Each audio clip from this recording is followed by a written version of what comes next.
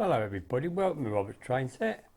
So this is where I left the warning of the new track, and I'm about to start it. So I hope you'll enjoy watching this. As I said, I'm not going to do it in bits, it's all one video, so from start to finish. So it's probably going to be a bit long, but never mind. That's what I'm probably going to do from now. So let's make a start on this and see how we get on, shall we? Well, hello everybody. Welcome back to another day. Awful weather, really pouring with rain. You might hear it from time to time on the roof, depends which way the wind blows.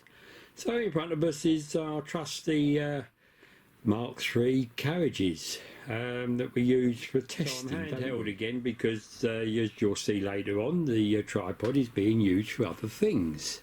So if we carry on down here, and this is a bit tricky because I've got to walk across the opening, and I've got my pointing, so I've made a start. Now this is where the troubles may be starting.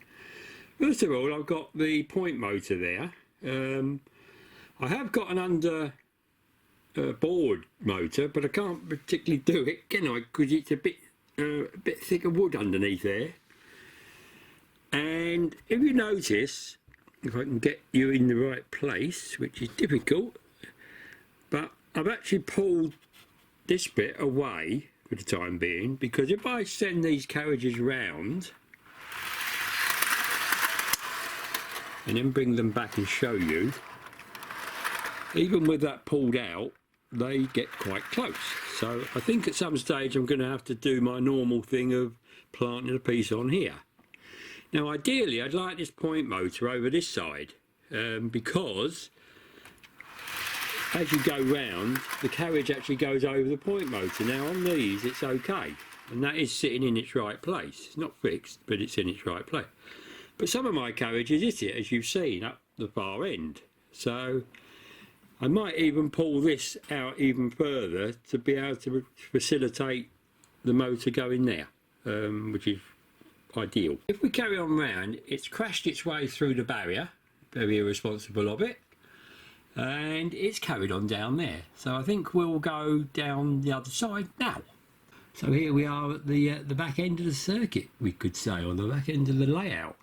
And as you can see, I've managed to get this to here, and I've got a straight bit of track, which is what I'd like to go, as I said, through this bit. So it's looking okay. It's looking okay, and as you can see, the tripod's doing a sterling work. So if we look down here, I've got enough clearance for the carriages there at this particular angle. So I think this is probably what I'll do. I've obviously got to rig up my wood, and then I've got to punch a hole through here and carry on down there. And this bit of track is a Hornby R603, which I can't actually remember what it is. Is it a double straight? I don't know, but it's about 600mm long. And this bit came out of where this point's gone, and I thought, do I cut it to get the point in? Well, no, I didn't. I took that out completely, and I had some bits that were actually making up the straight bit on the pre-sequel to this, and I've used them. I mean, none of this is fixed yet, but I've used them because, you know, they're on a solid base, and it's going to work all right. And I might be able to align the track slightly differently if I need to. And this long bit can be used for the siding or whatever on the other side, can't it? So when the weather was better outside, I did find a new piece, or an old piece of the Conti board that I've used, which is going to make it quite easier to get them supported, isn't it? Because they're the same thickness as the main top. And I did mark up some of these and cut them out. They're all the same curve. And if we relocate, I'll show you the other bit that I cut. So this is the other bit, still the same radius. And if I can I'll jiggle the camera into my other hand, and this isn't and this isn't easy, but we'll have a go. So I've got that ready for there, as you can see, and what I've got to do is I've got to basically take it and angle it on this end so that it butts up against there. But I'd prefer to cut these out in the garden if I can. So with this weather at the moment, maybe I might not do that today. So that's about as far as we've got at the moment. And it's just play it by ear really, which is how I've done the whole of this layout. So cheers everybody, I'll see you the next time. Welcome back everybody. This is a couple of days later I think. So as you can see, I've managed to cut this piece up against, and it is fixed, so we'll go underneath and I'll show you what I've done. So I'm using my video light on the camera, which is quite effective, isn't it? It's not bad. And as you can see, it is quite congested under here. What I decided to do in the long run was I was considering taking this one off and making a new one with a bit sticking out. But in the end I decided just to cut a piece in like so and slot it in between and then sort of have it wide enough to grip, and it's not too bad. I mean there's a bit of movement in it, but it's pretty solid, so that's coming along well. And as you can see, the tripods are still doing sterling work. So I've got a bit of my 70mm offcut from my shed repair down there, which is the Chinese ply, and you can see how badly it cut. Apparently the chaps that cut it up have a very big saw, you know, tooth saw, and it just splits out like that, but it doesn't really matter, it'll be painted in, won't it? So as you can see, there's a bit of a mismatch on the width. My curve bit's 80mm wide because I learned from doing the other one, if you remember, I did plant bits on.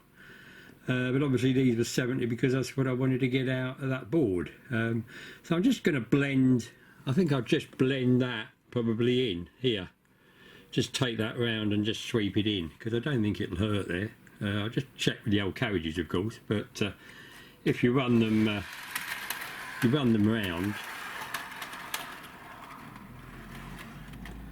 I think there's plenty of room there, so I don't think it'll be a problem. So that's that one. So we'll go down the other end. So as you can see, I've got the weight doing the sterling work holding that curved bit of track up, otherwise it just tips off. And I don't know if you can see this, I'll try and extend my arm. And I don't know whether, but there's a line on that bit of ply, isn't there? And what I've done is I've just paralleled off the end of the curve, because I don't really want to cut that. So I'll just cut that to that, whatever bevel that is, which is not square, I know it's not. And then this end, I'll just come the width of the ruler away from the joint, and then obviously this bit will fit onto there, hopefully. And then we'll have another straight bit going up against here. So it's all a bit of cutting. And what I thought of, the way I thought of doing this is to sort of get it marked and then cut it and then put it on the bench and then fix it all together on the bench. I think it'll be a lot easier. And then before I finally fix it, I'm going to put the upstand on and paint it all before I fix the track to it, I think. That's how I'm going to do that. So that's about how far we've got. Got things going on today. The plumber's coming to do the boiler, so might not get a lot done today. We'll see how we go. So I'll see you next time. Cheers everybody. Cheers. Hang on a minute, hang on, I'm getting in front of myself here. I have done some more work. So this was done probably yesterday, I think.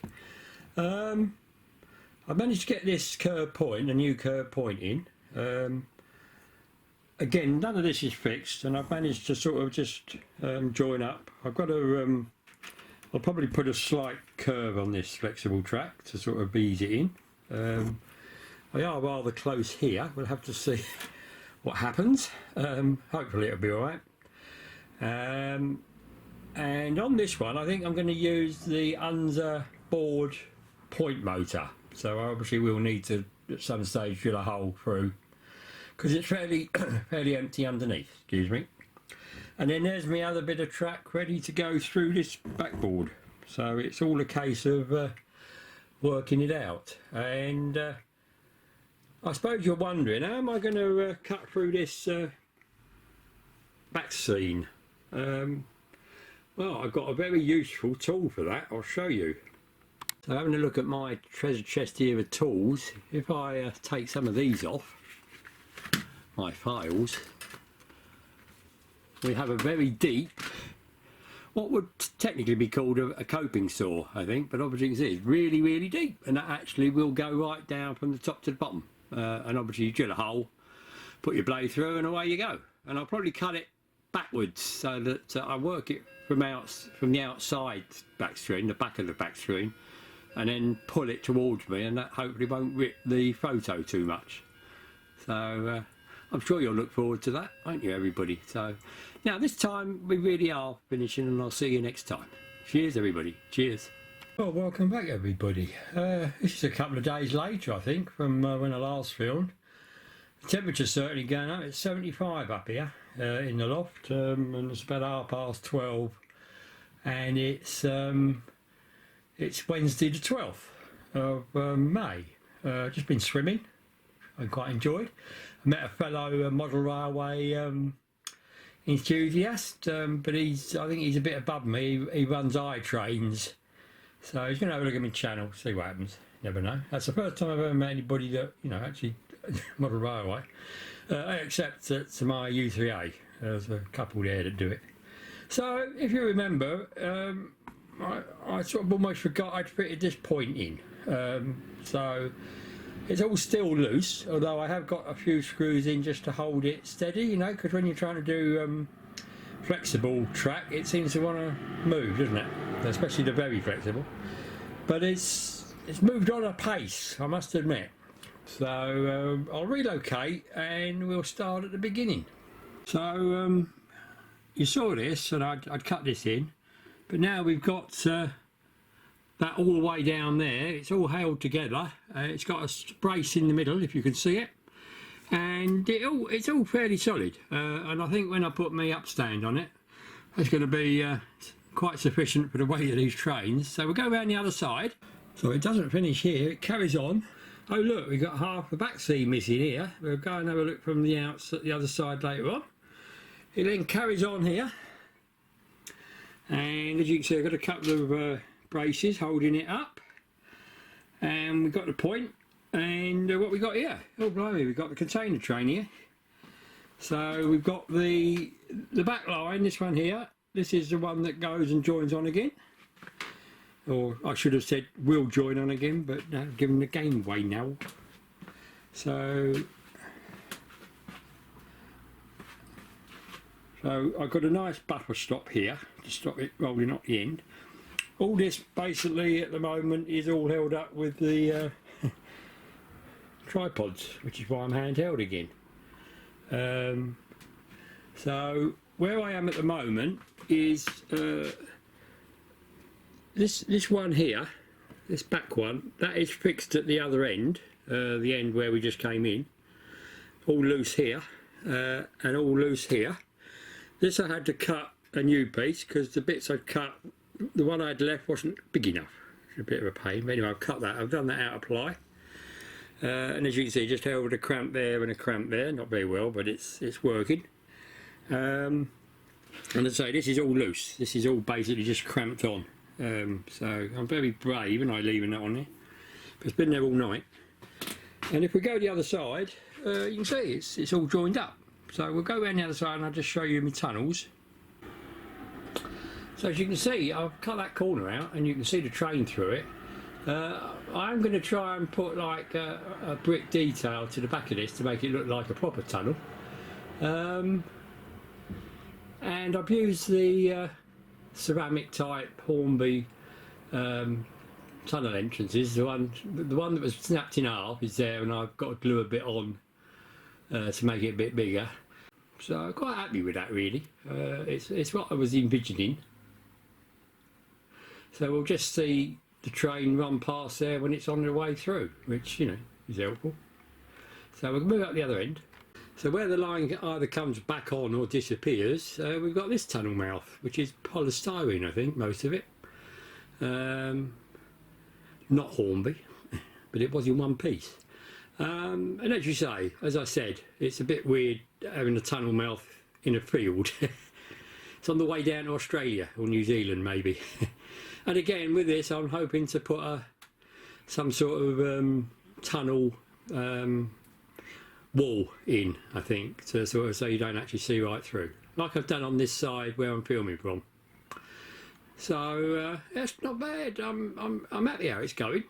So I'll just show you a little bit more on cutting these holes out.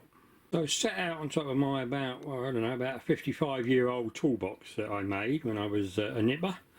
We have the collection of saws that I use to cut these holes out. And if I just pan down to this one, this is the collection of bits I had doing the corner one, i.e. the one that cuts right through the corner, because I basically cut as small a hole as I could to get the train to come through, which if the line had continued on straight would have been enough, and they were very narrow. But obviously as it turns it wants a bit more room, so hence what we get. So I cut bits out here, bits out there, and carried on. Whereas this one is the M1, and as you can see I got it all out in one bit, which was predominantly done with this big tool here, which is I think I explained it's a bit like a coping saw. I think it's actually called a fret saw, the actual name for it. The only difference between this saw and a proper coping saw, which is that one, not excluding the height, obviously it's a lot deeper, the fret saw, is with this one you can actually turn the blade round at an angle. Hence this bit here just turns, as you can see there. But this one is actually just a straight blade, and you technically can't turn it, although I did manage to do it at 90 degrees with a bit of fiddling, but it's not ideal. And then I just used the other saws just to nip it away. And at the bottom, where it's quite difficult to cut without damaging everything, I basically knifed it and then pushed it towards the solid bit, you know, either the base board, and it snapped off basically. But you start off with just a little hole like that, and then you put your blade through, which is one of them. And I only broke one, so I was quite pleased. So it took quite a few tools to do it. I did think I could do it all with this one, but I didn't actually realise you couldn't turn it. I thought it was the same as the coping saw. But there you are. You learn something new every day, don't we? So this is the bit that I've got to concentrate on this afternoon, because I think I will do some work on it this afternoon. I've had my lunch, so I'm filled up, almost too much. I'm waiting for a chap to come and collect a cheque for the boiler maintenance that I had done yesterday. But besides that, I'm free. So there we go. So I think the container train's got to toodle off somewhere else. We'll see how we go. So I'll come back to you when I've done some more. Okay, everybody. Cheers. Well, hello, everybody. Welcome back. Wonders and wonders, I've got a tripod for my camera again, because it's not holding the track up anymore. And this is the bit we saw earlier today, and it is still Wednesday the 12th. But we're just about to see something appear. Oh look, there's Tornado. What's it got? My container wagons. So I thought I'd give this all a run, just to see if the principle works. None of the trucks fixed down, you'll be pleased to know, but it seems to be working pretty well. And it seems very strange to sort of run a train into the big fiddle yard, and yes, Tornado's still stopping somewhere. Only when you film, of course. Well, I think it looks quite good actually. Don't know what you think. So I'll relocate the camera and I'll show you it coming out the other tunnel. I think it's just about to appear. There she is. There we are. So it's a bit strange at the moment seeing all the stuff behind. I'm going to see if it stops at this point again. Yeah. Never mind.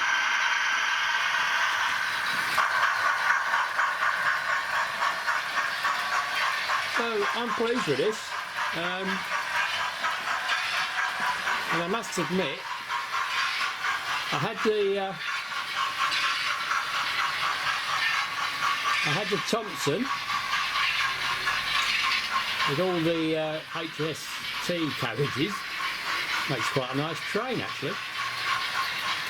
Now what I don't understand is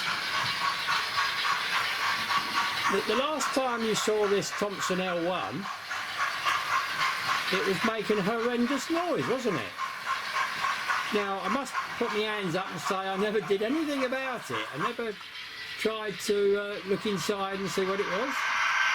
It all seems well now. So was it the cold weather?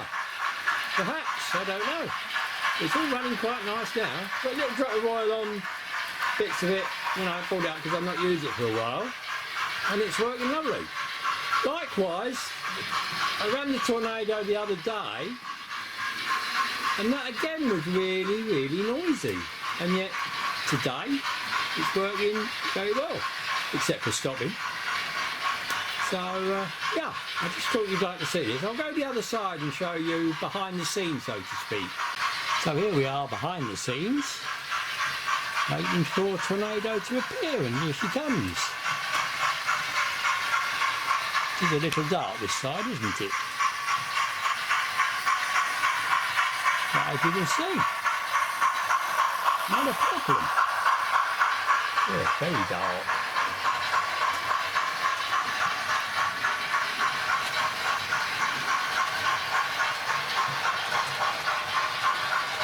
Here we are at the business end.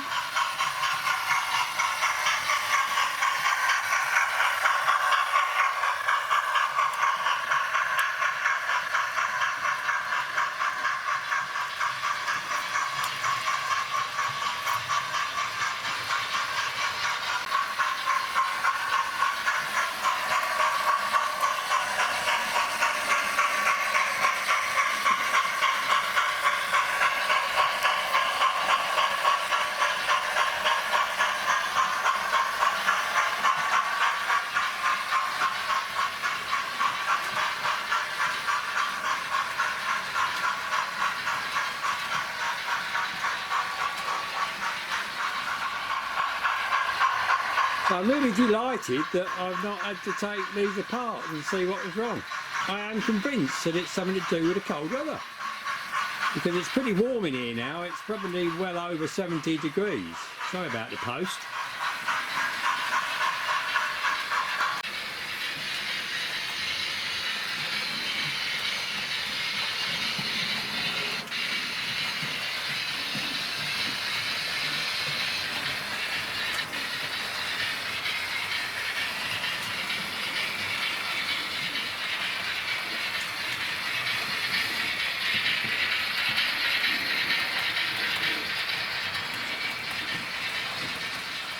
And just to finish off, my little TV system here for the long video yard, it was playing up. I was pushing the button on the remote to change cameras and it wasn't working.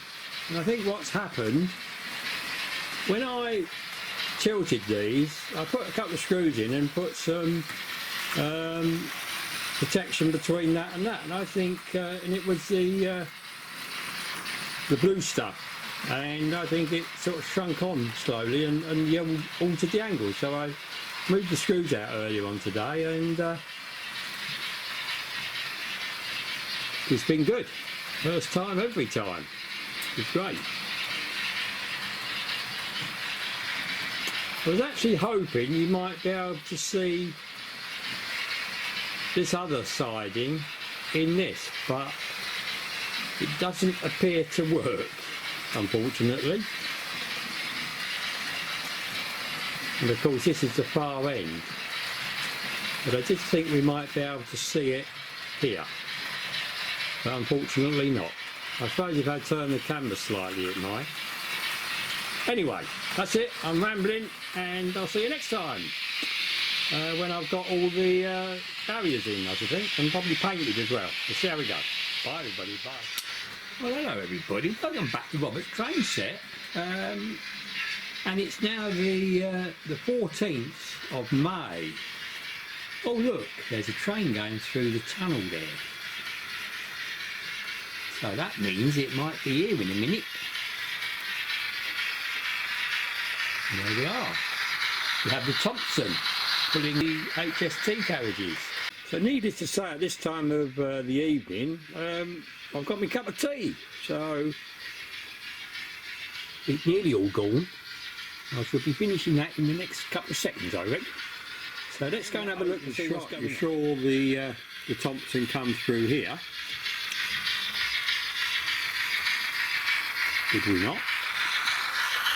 But if I now pan back along the train, this is a bit I didn't show because I didn't want to give it all away at once. So there we are. All barriered. I painted this bit in its entirety.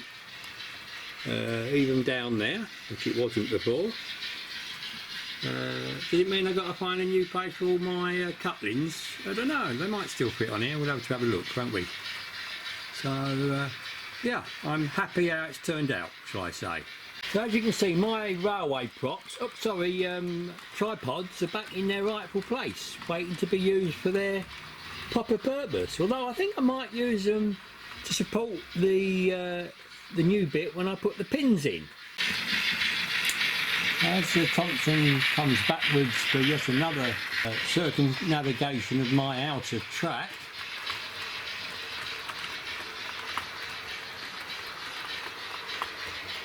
we follow the last carriage down to the point. I know you probably can't see, but I have now got the hole or the slot for my under layout Hornby Mark II point motor. And if we follow it around, not much changed here. Obviously it was all out for doing what I'm going to show you next. But if you notice, I have cut the grass away because I didn't think you'd want to lay track over the grass.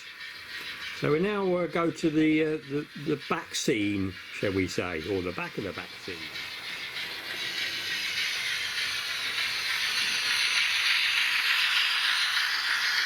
Now, this is a very strange view. Opens up all new photographic possibilities, all these extra little bits, don't they? But if we follow the last carriage again and come inside, and I know the light's not great, but you can see we now have a barrier to stop all my rather expensive trains falling on the floor. And I did this middle bit because I thought if something came careering up here, it could go flying off the end. So I've taken that, hence I've taken that through there. So as you can see, I've painted it all. It's all now supported fairly well. And it's actually quite solid. It's amazing what a little barrier up the side does, you know. So yeah, it's all blended in quite nicely. I'm quite happy with how it's put on. All this track is still loose. Not one bit of it is fixed except where you can see the big black Japan screws. And also I put a screw in the middle of this point because it was really rocking. And I had trouble. I used the last two carriages off of this train to sort of check it, you know, before running the train round. And it kept derailing when it was coming the opposite direction to what it's going at the moment. So this back carriage here, that was the front of the train, and it kept derailing on this point. I couldn't make it out. I tried it on the point the other side and it was fine. And it was actually the back-to-back, so the only thing I can think of is it's because it was coming off a curve onto a curve, you know. So it wasn't derailing going this way, it was derailing coming along here. But sorted, and it's okay now. But of course, where it is now, it doesn't matter. And as you say, it's all the way around here now. So we've got it back to there. And as I said, I don't think I need it in the middle of this because no train's going to fall down the middle of that, is it?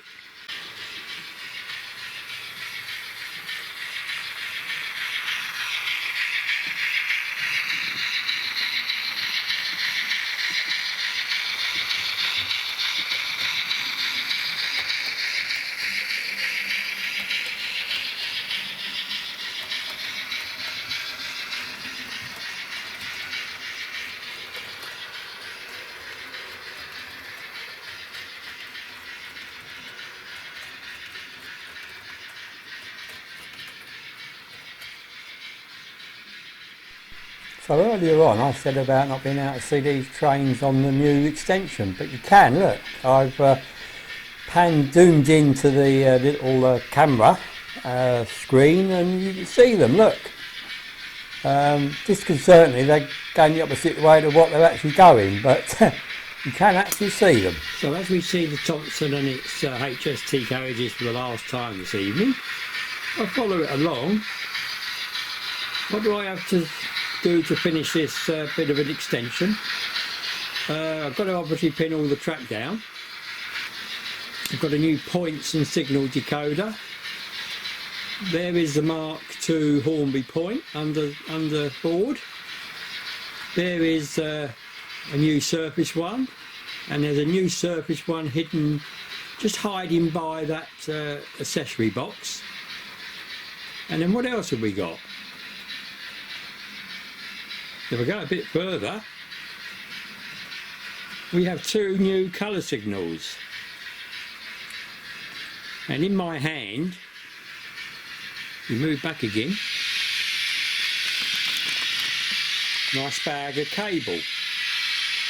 So I'm all set to go, and the Thompson is now going behind the bag. So as I said, you've seen the last of the Thompson. Anyway, that's it for tonight, and hopefully I'll show you it all working at a later date. I don't know when, but we'll see.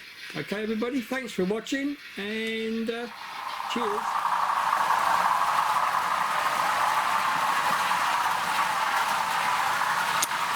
Well, hello everybody, welcome back. Well, it's finished. The view you're getting at the moment is the view I see from my seat in front of my computer.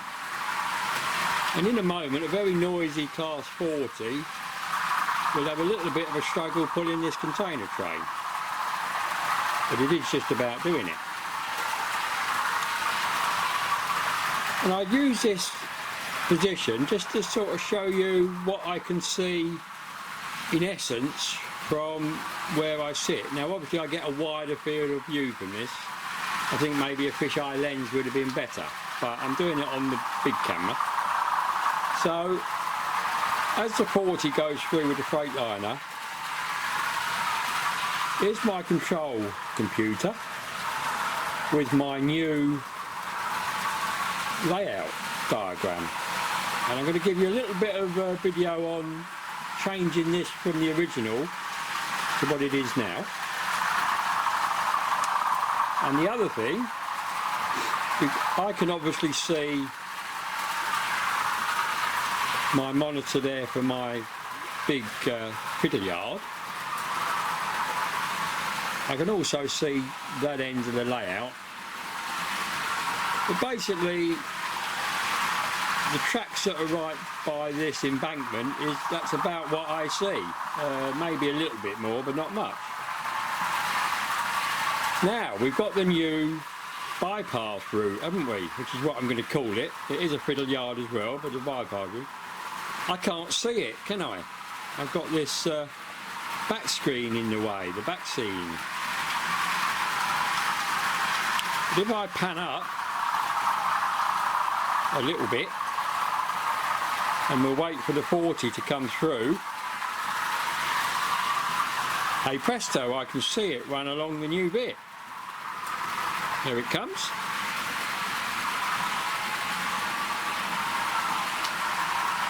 I can even see it going into the tunnel and where the end of the siding is, with the little mirror that you can see. So I'm now going to take the camera off the tripod and I'll show you what I've done. And we'll also do a little run round with the Polaroid cube, just to show you what it looks like from the track point of view. So I hope you'll bear with me. See you in a minute. Hello everybody, what you're seeing here on my computer screen is my track layout before I did this extra work. And the thing you'll notice, I think, is look at the top of the screen, and I'll feed in a little bit more. These are the buttons that change the point, and you notice the one at the top, you only got half a button, and the reason for that is that when I set this out originally, I didn't really think what I was doing and just did it from that top corner. But if I show you the new track plan, I'll explain what I've had to do quite a bit. Bear that in mind, what it looks like then, and we'll look at it as it is now. So this is what we've got now, and look at the cursor. That was the button that you could see only half of, that one there. And obviously I put track to the top of that, so there and there. So what I've had to do is move the whole of the original one that you saw down on the screen to allow me to add bits on here, and also to take these bits there over to the right to give me enough room to get that new one in. If I go into the actual planning part, which is that bit there, so you get a blank screen. You choose your plan from here, and I very astutely labelled my one Robert's layout. And here it is, only it's a bit big for here. Right, so originally that button there with my cursor was right up over in this corner. If you can see that, it's up there. So I've moved it all the way down here. Now the way you do it, two ways. You can hold shift down on the computer keyboard and then highlight each individual square. So each individual square, and then when you release the shift and you get it on, you can just move those bits down and it follows everything. You must click every bit. You must click. So each of these point changing, you've got to click on that, click on the lights, even click on the writing. So it all follows down, and it worked. It takes a while, but it worked. There is another way which says, when I read in the knowledge base, basically there's an arrow here, and what it says is if you click that, you can do like a square around it, like you can in paint, you know. So I tried that, but it didn't work. It didn't work. I think what I was doing, I might have been going to the wrong part to click on it. I don't know. But anyway, I did it all individually, and I'm quite happy with the result. And equally, it all works. I tried it on the layout, and they're all working. So really great. So what I need to do now is just connect up all my points, and I haven't decided yet where I'm going to put the lights. We'll have to see. So I thought you might be interested, but there we are. Okay, everybody. So needless to say, it being about 10:30, I've finished my tea, my 10 o'clock cup of tea, my mug of tea with my owl on it. Supposed to be wise owls, aren't they? I wish some of it drifted off on me, but never mind. So we'll start at the beginning, shall we?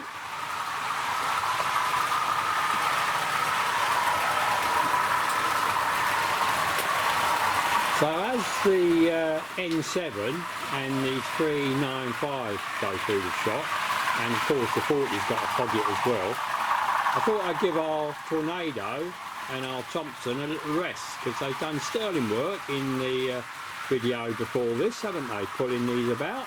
So I thought the N7, I've not run that much and I've had it a little while, so I thought it was about time it got a run. Now I haven't got the sound onto it because you can't hear it basically. I do need to sort out and get it a bit louder, which is why I put the 40 on. You can hear that. But the running well.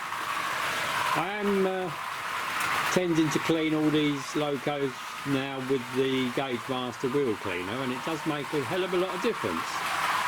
This kept stopping, wouldn't start up, and then you give it a wobble and it'll go. Put it on the Wheel Master, and yeah, it works straight, you know, when you set it to go.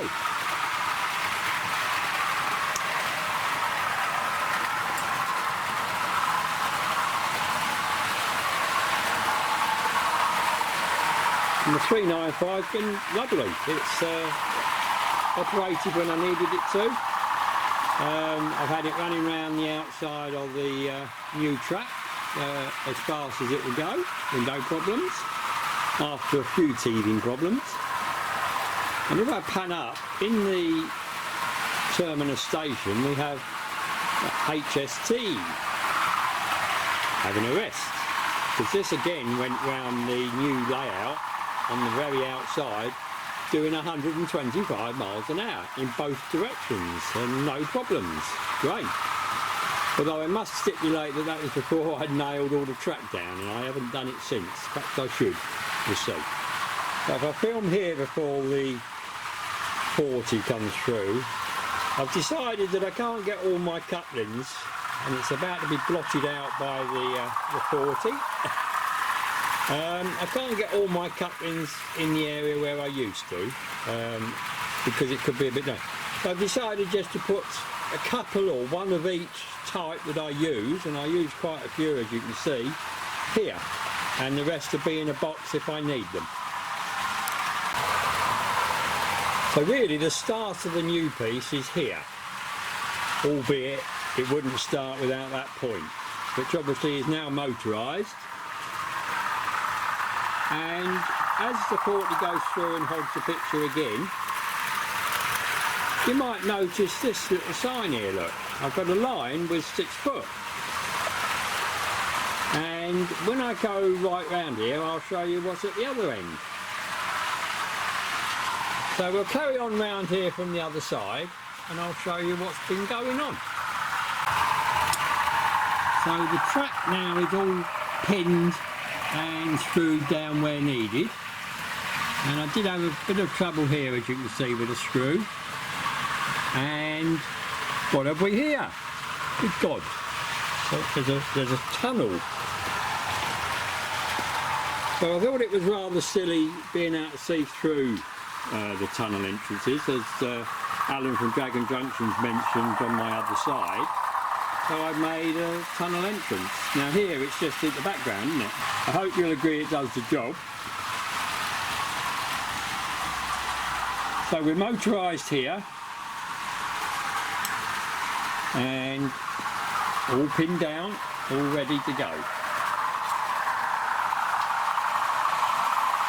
And as you can see, as the 40 goes through the other end, again I've made a tunnel entrance, or exit maybe. And if I run along slowly and gently, colour signals. So we have one here set at green, so that this train can continue.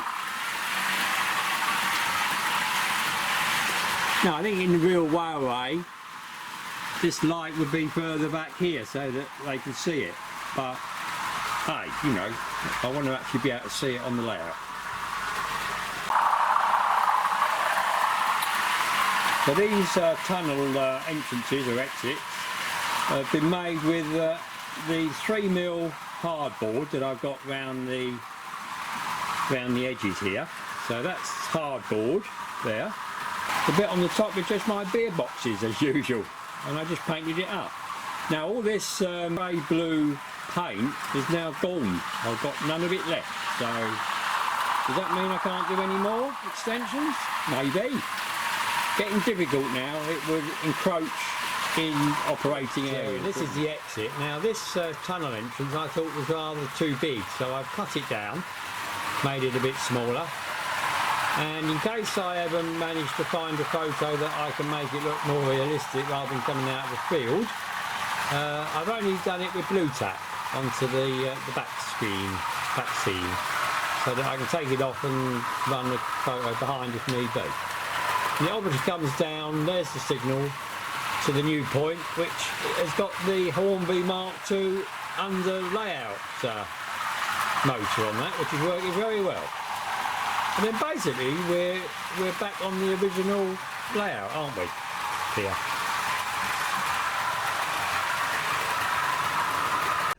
But there was one other little bit, wasn't there? So if we go over the top of the tunnel here, and we come along here into what was the original entrance into the just the fiddle yard. At the other end we had a 6 foot, didn't we, with an arrow, and we got the same here. So what's this all about? Well, unbelievably, from here to where the other 6 foot sign is at the end as you go into the extended fiddle yard, that's my only bit of straight track that is 6 foot long. And I'm sure some of you have seen Charlie Bishop's bit on the measuring the train speed, you know, the cheap one with a bit of paper. Well, I've downloaded the bit of paper, printed it out, and here it is hanging up ready for our use. And if you notice the vertical lines, that's the section for the 6 foot 00. Now, although this bit of track's been here all the time, I would never have been able to use it because I couldn't run the train at, say, 60 miles an hour into here before it went into the extended fiddle yard and hit the buffers at the end, or the foam. But now I can run it round through here. I'm going to try and do a video on how accurate the Hornby speed designation is on Railmaster, and it's not very good, I wouldn't have thought.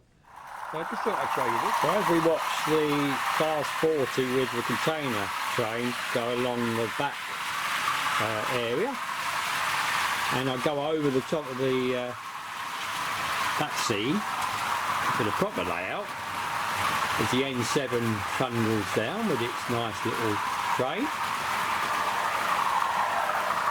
and the 395 comes through the shop. If I zoom into the end, I bought an extra light, didn't I? I said I had 2 lights, so the second of the 2 is at the end of this platform. But I've done so many shots of the train starting from this platform, and I've never had a signal or a light, have I? So now we got the light, and they're all working very well, I'm pleased to say, with the Hornby points and light controller, which is under the layout. We'll now have a little run around the new bit of track, albeit this isn't, but there we are. And we're going to start off with the Jinty. So I hope you enjoy this. It was a bit stuttery. Maybe I should have cleaned the track a bit more. But we get there in the end.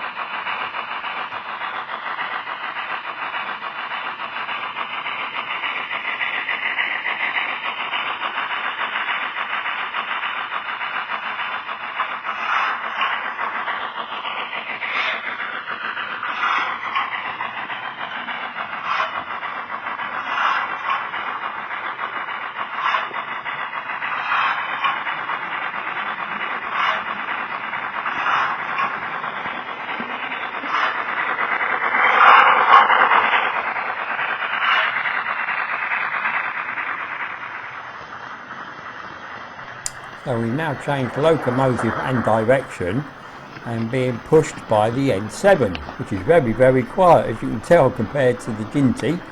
But there we are, never mind. Hope you enjoy it.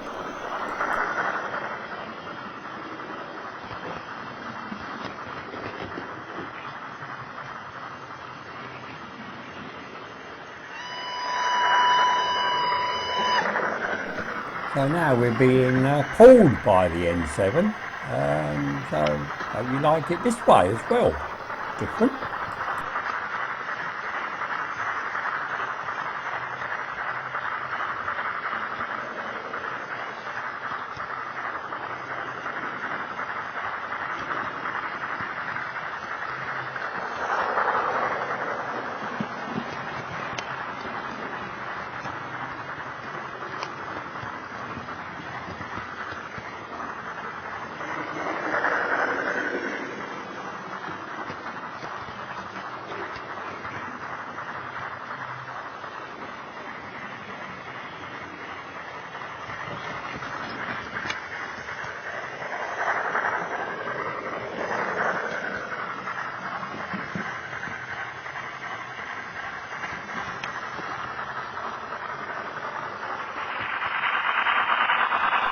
So we changed direction and we've gone back to the Ginty, and I thought you'd like a little view into the big fiddle yard. So here we go, down here.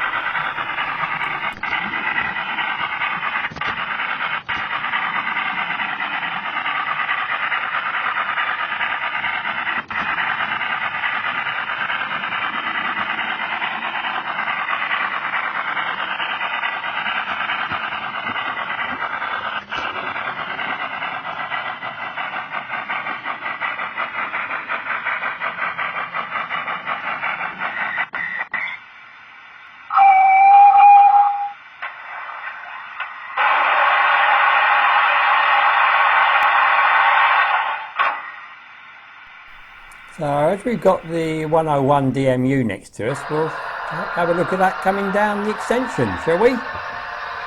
Should be okay, shouldn't it?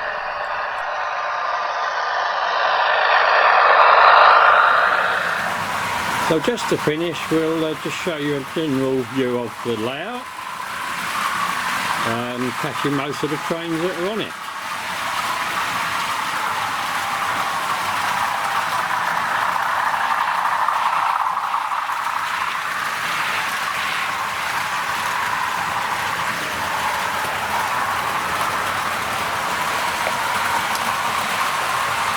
So I hope you've enjoyed this rather long piece of film, but I just wanted to show you how I did it, really, all in one bit.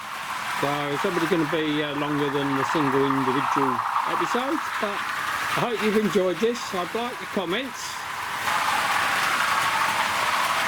Do you think it was worthwhile project to do? So thank you for watching. Thank you for subscribing if you have, and if you haven't, please do. And I thank you in advance for your comments, but I will answer you, of course, as always. Cheers, everybody. Cheers. It's bye-bye from Robert's Train Set. Bye.